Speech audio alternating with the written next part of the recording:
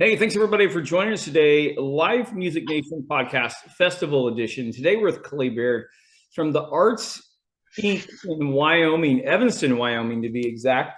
Clay, thanks for joining us. Thank you, Jake.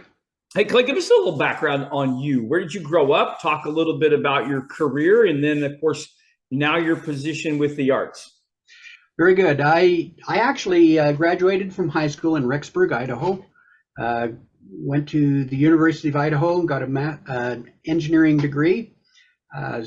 Was an engineer for a long time. Just retired as the public works director in Uintah County. Man, that's perfect. So nonprofit position. Tell us about that. Okay. The Arts Inc. has been just recently formed in the last couple of years. However, our roots started in 1995. Carol Lee Bowen realized that schools no longer thought that music, arts, and theater were essential. And so they started cutting programming. She wanted a little bit more for her children. So she started what was called Young Musicians. We started with just a music festival for kids to participate. Over the years, we grew and grew and started including concert series of 8 or 10 concerts that we'd put on in the town. We'd have professionals come in. Right now, we host 4 activities every year. One is a Celtic festival that is in March. We hold a Young Musicians Festival still for kids to get adjudicated and learn a little better how to perform on their instruments, whether it's piano, string, brass, whatever. We hold that's in April. And then in July, the second week of July, we put on a 1-week camp for music, arts, and theater. And we have professionals come in from all over the country, in fact, all over the world. We've had professionals here from many different countries, Canada and US, of course, mostly.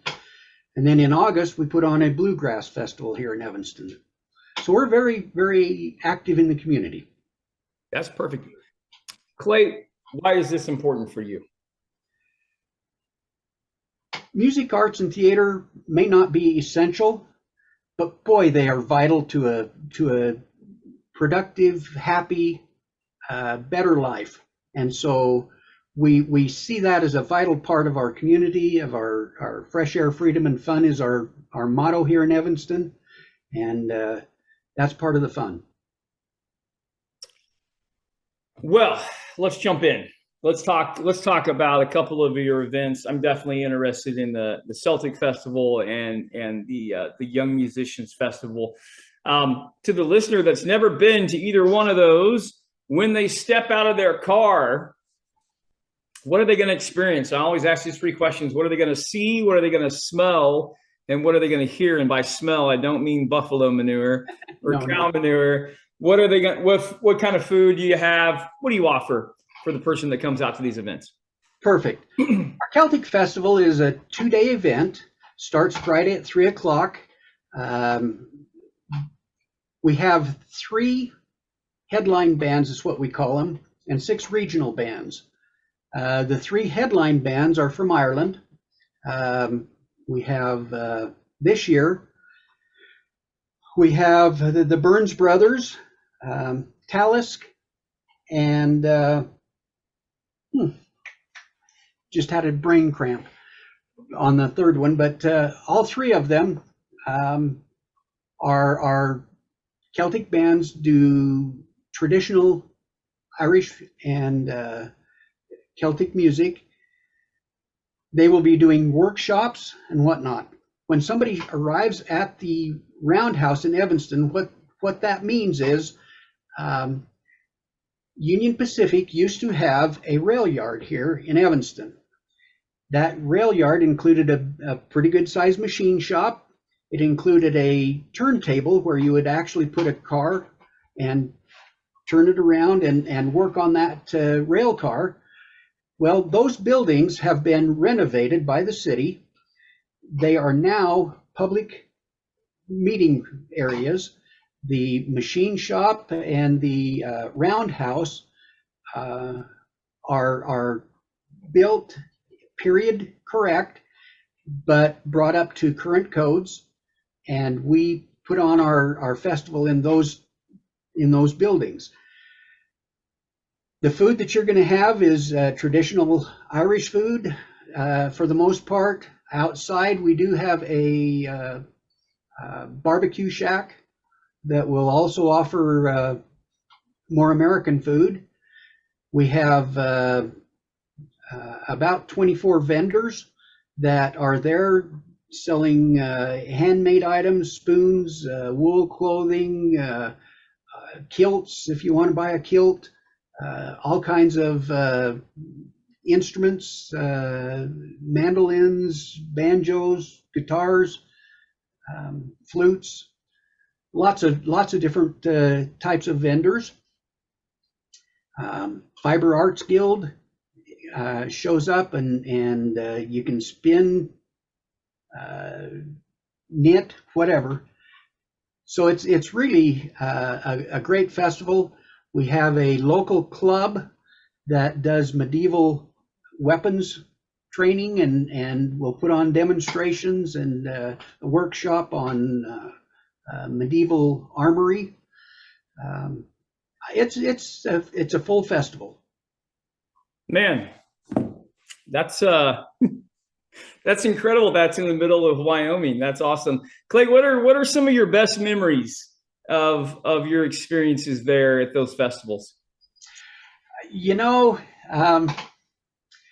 We've had a lot of different bands come in, and of those bands, every one of them puts on a different show. I remember one of the funny things. Elevation is a deal to some people. We're almost at 7,000 feet here, and so we had a little bagpiper show up, and he came with an oxygen bottle just because he realized that he was playing at altitude, and he was so energetic that he would play as long as he could, and then he'd go backstage, suck some oxygen, come back out and play some more. I was just waiting for more. That's fantastic. All right, this is the segment in the podcast where you get to ask me any question that you want. Clay, what would you ask? Okay.